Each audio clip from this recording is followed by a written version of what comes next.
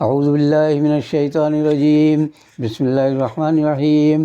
معزز خواتین حضرات، السلام علیکم ورحمۃ اللہ وبرکاتہ۔ آج گوشہ کمال کی نشست نمبر 179 یعنی 179 میں ہم آپ کی خدمت میں ایک بار پھر حاضر ہیں۔ ہمارا آج کا موضوع ہے سنتا جا اور اگر غیرت ہو تو شرماتا جا۔ اس لیے غیرت نہیں ہوگی تو شرمائے گا نہیں، سنے گا صرف۔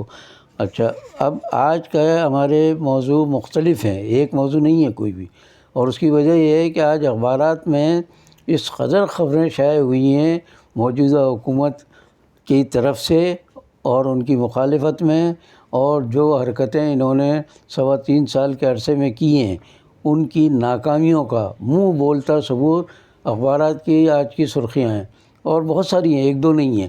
تو میں چند کا صرف احاطہ کروں گا آج۔ ان میں سے پہلی ایک ہے کہ موجودہ حکومت کی بدعنوانیاں بے نقاب کریں۔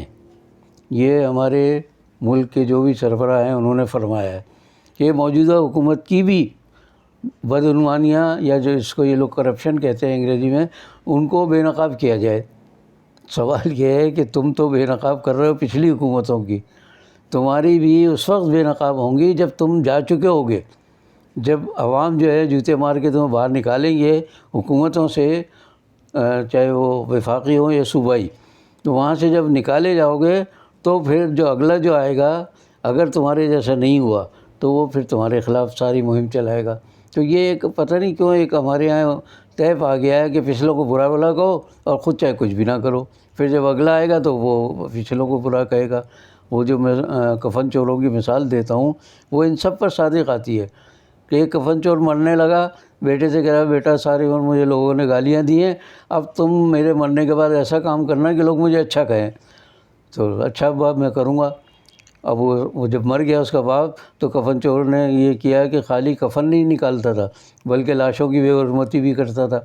تو اس پر لوگوں نے کہا یار اس سے اچھا تو پچھلا کفن چور تھا، کم از کم وہ لاشوں کی بے حرمتی تو نہیں کرتا تھا۔ تو اس نے اپنے باپ کو اچھا کہلوایا۔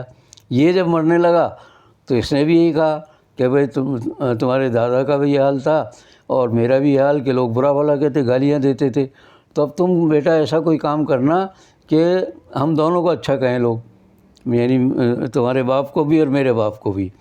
تو اس نے کہا اچھا آپ بے فکر رہیے، اب آپ جائیے آرام سے مر جائیے، کوئی مسئلہ نہیں ہے۔ اب جب یہ آیا کفن چور تیسری نسل کا تو اس نے کیا کیا، کفن چراتا تھا، لاش کو باہر نکالتا تھا، اس کے ناک کان وغیرہ کاٹ کے بے حرمتی کرتا تھا اور پھر پھینک دیتا تھا لاش۔ اب لوگ کہ یار اس سے اچھے تو وہی کفن چور تھا، کم سے کم وہ لاش کی بے حرمتی تو نہیں کرتا تھا، اب یہ اچھا ہو گیا۔ تو ہمارے یہاں سارے کفن چور ہیں، یہ پچھلا جاتا ہے اس سے اگلا کہتا ہے نہیں یار وہی اچھا تھا، پھر اس کے بعد والا جاتا ہے کہتا نہیں وہی اچھا تھا۔ اب یہ فرما رہے ہیں جب آئے تھے برسر اقتدار تو کہا تھا کہ ہم ساری برائیاں دور کر دیں گے، منٹوں میں ہم سمجھ لیے کہ لوگوں کے مسائل حل کریں گے، اور اس کے بعد ملک ایسا خوشحال ہوگا جیسے مدینہ کا فلاحی معاشرہ تھا۔ تو وہ تو چھوڑیں مدینہ کو، تو یہ انہوں نے جو حال کیا اس ملک کا وہ سب کے سامنے ہے۔ 3.25 سال میں پچھلے 70 سال کی ساری کسر نکال دی انہوں نے خرابیوں میں، بدعنوانیوں میں اور ملک کو تباہ برباد کرنے میں۔ تو اب میں نے جو بات کہی کہ یہ کہتے ہیں کہ موجودہ سربراہ فرماتے ہیں کہ ہماری جماعت میں بھی کوئی بدعنوان ہے تو ان کو بھی بے نقاب کریں۔ کون کرے بھائی؟ آپ کریں نا، اصل تو آپ کی ذمہ داری ہے۔ آپ اپنے ان لوگوں سے کہہ رہے ہیں جنہوں نے آپ کے سرپرستی میں آپ کی چھتری تلے لوٹ مار کا وہ بازار گرم کیا ہے کہ کسی ایک چیز کی قیمت بھی اپنی جگہ برقرار رہنا تو دور کی بات ہے، کئی گنا آگے بڑھ گئی ہیں، بلکہ حالت جو ہے آپ کے ملک کی وہ منفی کی طرف جا رہی ہے۔ اب ان کا کون احتساب کرے گا اور کب کرے گا یہ کسی کو نہیں معلوم، بس یہ تو کہہ دیا انہوں نے کہ بھئی ہماری بھی پارٹی میں گڑبڑ لوگ ہیں تو انہیں بے نقاب کریں۔ اور بھائی آپ کو سب معلوم ہے، چینی چور آپ کے ہاں، آٹا چور آپ کے ہاں، تیل کھانے والے یا پینے والے وہ آپ کے ہاں، اور آپ جو ہیں اپنی پتہ نہیں اقتدار کے یا کسی نشے میں مست ہوتے ہیں، آپ کو تو پتہ بھی نہیں ہوتا کہ کون کیا کر رہا ہے۔ اس کے بعد اب آپ ان کے دور کا ذرا سا آج کے اخباروں سے میں نے چند سرخیاں نکالی ہیں، بہت سرخیاں ہیں اس کے اندر، میں چند پیش کر رہا ہوں آپ کے سامنے، صرف اس لیے کہ آج کل میں مختصر پروگرام کر رہا ہوں۔ تو پہلا جو ہے اس کے اندر جو خبر آئی ہے وہ یہ ہے کہ اسٹاک مارکیٹ کریش کر گئی۔ کریش کرنے کا مطلب ہے کہ بالکل ڈوب گئی، بہت نیچے چلی گئی۔ اسٹاک مارکیٹ سے پر دار و مدار ہوتا ہے ہماری ملک کی معیشت کا، اور وہاں اس قدر برا حال ہوا ہے اسٹاک مارکیٹ میں، اور کہ لوگوں کے سمجھ لیجیے کہ کتنے 3 کھرب 32 ارب روپے ڈوب گئے۔ اس بری طرح کریش ہوئی آج، یعنی کل ہوئی جو آج کے اخبارات میں چھپی ہے۔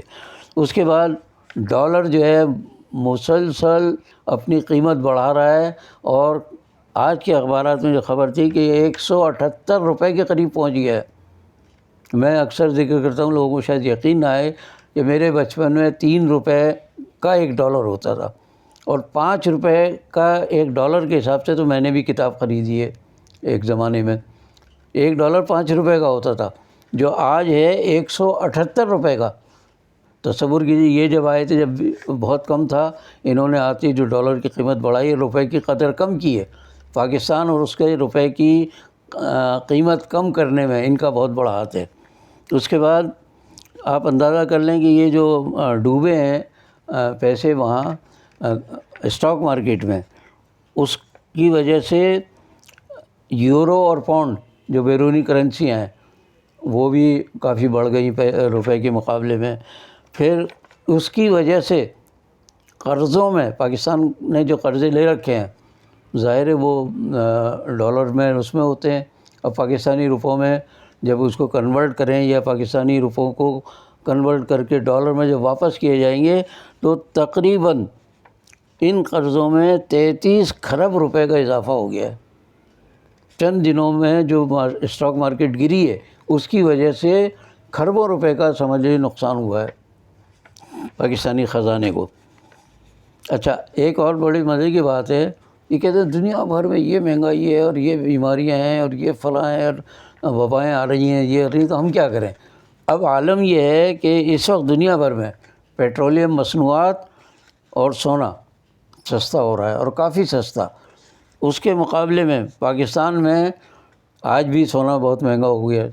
پیٹرولیم مصنوعات میں تو اضافہ کرتے ہی جا رہے ہیں، یہ سونا آج شاید 800-900 روپے فی تولہ بڑھا ہے، جبکہ دنیا بھر میں سستا ہو رہا ہے۔ یہ کہتے ہیں دنیا بھر میں مہنگائی ہو رہی ہے اس لیے پاکستان میں ہو رہی، تو کیا فرق پڑتا ہے؟ دنیا بھر میں اب سستی چیزیں ملنے لگی ہے، ارزانی ہو گئی اب، اور آپ پھر بھی بڑھائے چلے جا رہے ہیں پیسے۔ اچھا، اسی طرح یہ اب کر رہے ہیں، بجلی کی نرخ بڑھانے کی تیاریاں کر رہے ہیں، اور تقریباً 4.25 روپے فی یونٹ بڑھانے کا ارادہ ہے ان کا فوری طور پر۔ اس کے بعد آگے جو ہوگا وہ، کیونکہ IMF جس کے غلام بنے ہوئے ہیں اس وقت، یہ اس نے شرط عائد کر رکھی ہے کہ کوئی چیز سستی نہ ہونے دیں، آپ لوگوں کو لوٹیں، پیسہ جمع کریں اور ہمیں واپس کریں۔ پھر ظاہر ہے IMF سے اور سعودی عرب سے، ان سے جو قرض لے رہے ہیں تو وہ مفت تھوڑی دیتے ہیں، وہ امداد نہیں دیتے، قرض ہے اور سود سمیت وہ واپس کرنا پڑتا ہے۔ حتیٰ کہ سعودی عرب نے بھی گزشتہ برسوں کے مقابلے اس بار زیادہ سود پر ہمیں قرضہ دیا ہے، اور یہاں تک کہا ہے کہ اگر اس عرصے میں اگر آپ نے یہ سارے پیسے ہمارے ادا نہیں کیے تو ہم آپ کے اثاثے ضبط کر لیں گے۔ برادر ملک ہے ہمارا، اسلامی ملک کہتے ہیں اس کو، لیکن ہمارے ساتھ اس کا یہ رویہ ہے، اور رویہ ویسے ہی نہیں ہے، انہیں پتہ ہے قرآن کس قسم کے ہیں یہ، تو اس لیے یہ رویہ، ورنہ عوام کے ساتھ سعودی حکومت اور سعودی عوام کے تعلقات ہمیشہ اچھے رہے ہیں اور انشاءاللہ آئندہ بھی رہیں گے۔ اب میں آ رہا ہوں ایک اور بات پر، کہ گزشتہ 5 ماہ کے دوران ہمارا جو تجارتی خسارہ ہے ملک کا، وہ 20 ارب 59 کروڑ ڈالر تک پہنچ گیا ہے۔ اب آپ اندازہ کر لیں، 20 ارب ڈالر روپوں میں کنورٹ کیجیے تو کھربوں روپے کا ہوگا وہ، اتنا یہ 5 مہینے میں بڑھا ہے۔ لوگ کہہ رہے ہیں، یہ حکومت اس کی تردید کرتی ہے کہ پچھلے 70 سال میں جتنا ہم نے قرض لیا، جتنا عوام پر بوجھ ڈالا، اس کے مقابلے انہوں نے 3.25 سال میں اس سے زیادہ، 70 سال سے زیادہ 3.25 سال میں قرض لے کر انہوں نے عوام کو بے حال کر دیا۔ اور بہال پہ پھر وہی یاد آتی ہے مجھے بھٹو صاحب کی بیگم نصرت بھٹو، وہ کہتی تھی بھٹو صاحب نے ملک کی معیشت کو بحال کر دیا ہے. وہ بحال کہنا چاہتی تھی، ان کو اردو نہیں آتی تھی، وہ بحال کر دیا ہے. تو ہم کہتے تھے واقعی بحال کر دیا، بحال نہیں کیا اس کو. تو خیر اب آگے آئیے آپ. ایک اور مزیدار بات کہ بڑے شہروں میں ایف بی آر نے بڑے شہروں میں فلیٹوں کی، مکانوں کی اور تجارتی جتنی اثاثے یا جائیدادیں تھیں ان پر ان کی قیمتوں میں یا ان کے ٹیکس میں اضافہ کر دیا ہے. یعنی جو مکان پہلے عام آدمی کی دسترس میں تھا اب وہ اس پہ گورنمنٹ ٹیکس لے گی، اس کی قیمت بڑھائی ہے تو اب وہ ان کی دسترس سے تھوڑا بہت تھا پہلے دسترس میں، تو وہ اب نہیں رہا. جبکہ انہوں نے کہا تھا کہ میں 50 لاکھ مکان بنوا کے دوں گا اور 1 کروڑ نوکریاں دوں گا. 3.25 سال میں ایک مکان بھی نظر نہیں آیا جو انہوں نے بنا کر دیا. اور جو دینے کی تجویز ہے اس میں وہ قرضہ اس طرح ہے کہ وہ سود سمیت اس سے واپس لیا جائے گا قسطوں میں، یعنی غریبوں کے لیے نہیں ہے وہ. اور شروع میں ابھی آج ہی کسی نے بتایا کہ انہوں نے جو پیسہ بینکوں کے ذریعے لیا ہے مکانات کے لیے اس پیسے کا بھی کہیں پتہ نہیں ہے، اور نہ ایک اینٹ بھی کہیں رکھی گئی ہے کہ چلے مکان بننے شروع ہو گئے. نہ مکان بن رہے ہیں نہ پیسہ مل رہا ہے، پیسہ ڈوب گیا غریبوں کا بیچاروں کا. غریبوں کو لوٹ رہے ہیں یہ، امیروں کو تو لوٹ ہی نہیں سکتے کیونکہ ساتھ بیٹھے ہوئے ان کے وہ سب.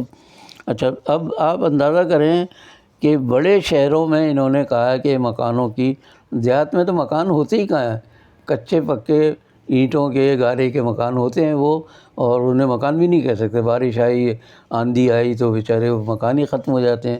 شہروں میں ہی ہوتے ہیں مکان، تو یہاں مکان تجارتی ادارے اور عمارتیں تجارتی ان سب پر انہوں نے ٹیکس بڑھا کے ان کو مہنگا کر دیا ہے. اب ایک بات بڑی دلچسپ آج آئی ہے کہ گورنر پنجاب جن کا نام ہے چودھری سرور، لندن سے بلائے گئے تھے یہ اور ان کی جماعت کے ساتھ شامل ہوئے تو گورنر بنا دیا گیا. اب وہ گورنر صاحب کیا فرماتے ہیں ذرا سن لیں. وہ کہتے ہیں 3 سال میں 6 ارب ڈالر، 3 سال میں 6 ارب ڈالر کا بوجھ پڑا ہے پاکستان پر. اپنی حکومت کے بارے میں کہہ رہے ہیں، کسی اور کے لیے نہیں کہہ رہے. دوسرے یہ کہ یہ جو ہمیں مل رہا ہے باہر سے پیسہ، یہ قرضہ نہیں ہے، نہیں سوری یہ امداد نہیں ہے کہ کوئی رعایت ہو اس میں، یہ قرضہ ہے. سود خوروں کی طرح یہ ہم سے سود سمیت قرضہ واپس لیں گے، اور نہیں لیں گے تو ہمارے اثاثے ضبط کر لیں گے. جیسے ایئرپورٹ ہیں، سڑکیں ہیں، تاریخی عمارتیں ہیں، ان سب کو انہوں نے ضبط کرنے کے معاہدے کر رکھے ہیں کہ ہم نہیں دیں تو بھئی ہماری یہ عمارت لے لیں، ریلوے کا نظام لے لیں، ایئرپورٹ کا نظام لے لیں، تو یہ سارا نظام لے لیں، ہم تو قرض ادا نہیں کر سکتے. اور بھاگ جائیں گے پھر یہ تو قوم کو اس میں چھوڑ کر مصیبت میں. اچھا اس کے بعد یہ ہے ایک اور بات انہوں نے کہی ہے کہ آئی ایم ایف جو ہے یہ جو کچھ ہمیں قرضے دے رہا ہے اس کے بدلے میں ہم سے سب کچھ چھین لے گا، ہمارے پاس کچھ نہیں رہے گا آئندہ اگر ہم نے ان کے قرضے ادا نہیں. قرضے پہلے ہی بہت بڑے ہیں، انہوں نے پچھلے 70 سال کے مقابلے میں بہت زیادہ قرضے لیے. اچھا ایک اور وزیر ہیں ان کے، بڑے دلچسپ لوگ ہیں ان کے ساتھ. پہلے کسی جماعت میں ہوتے تھے پھر کسی جماعت میں. ان موصوف کا نام ہے اعظم سواتی صاحب، یہ ریلوے کے وزیر ہیں، اور انہوں نے فرمایا ہے کہ ریلوے تباہی کے دہانے پر پہنچ چکا ہے. میں مان لیتا ہوں کہ اگر یہ 1968 میں برسر اقتدار آئے تھے اس وقت تباہی کے دہانے پر تھا تو 3 سال میں ان کو چاہیے تھا کہ اس کو بہتر بناتے. لیکن 3 سال کے بعد 3.25 سال کے بعد یہ کہہ رہے ہیں اپنی حکومت کی سمجھنے کا کارکردگی دکھا رہے ہیں کہ وہ تباہی کے دہانے پر پہنچ چکا ہے ریلوے. شیخ رشید صاحب تھے پہلے جو آج بھی ان کے ساتھ ہیں، وہ ریلوے کے وزیر تھے، انہوں نے جتنا تباہ کیا ہو اس کے بعد جو بھی آتے گئے، اور اب آخر میں اعظم سواتی صاحب بھی اس کو تباہی کے دہانے پر پہنچا چکے ہیں. اور پھر ایک اور صاحب نے، وہ یہ اپوزیشن کے، ان کو تو حق ہے کہ یہ حکومت کے خلاف کہیں، انہوں نے کہا ہے کہ یہ جو قومی بجٹ لانے والے ہیں لوگوں پر، اور آئی ایم ایف کے کہنے پر ٹیکس بڑھانے اور چیزیں مہنگی کرنے کے لیے، منی بجٹ کہتے ہیں اس کو. تو منی بجٹ کا انہوں نے کہا تھا کہ سوال ہی نہیں پیدا ہوتا کہ میرے دور میں کبھی منی بجٹ آئے گا. یہ چونکہ یو ٹرن کے ماہر ہیں تو ایک بات کہی یو ٹرن لیا، کہ نہیں جی منی بجٹ بھی دیں گے ہم، تو مہنگائی کریں گے بہت مسجد. تو اس منی بجٹ کے بارے میں ایک صاحب نے اپوزیشن کے لیڈر انہوں نے کہا کہ یہ قومی معیشت کے تابوت میں آخری کیل ثابت ہوگا، یعنی قومی معیشت بالکل ہی ختم ہو جائے گی۔ اس پر مجھے ایک دلچسپ واقعہ یاد آ رہا ہے۔ ہمارے ایک ساتھی ہیں، بہت پرانے صحافی، بیچاروں کو نہ انگلش آئے نہ اردو آئے، لیکن مشہور صحافی۔ انہوں نے لکھا ایک بار، میں جسارت میں تھا شاید اس زمانے میں، تو ان کا وہاں سے خط آیا، وہ جو لیٹر ٹو دا نہیں مکتوب سعودی عرب۔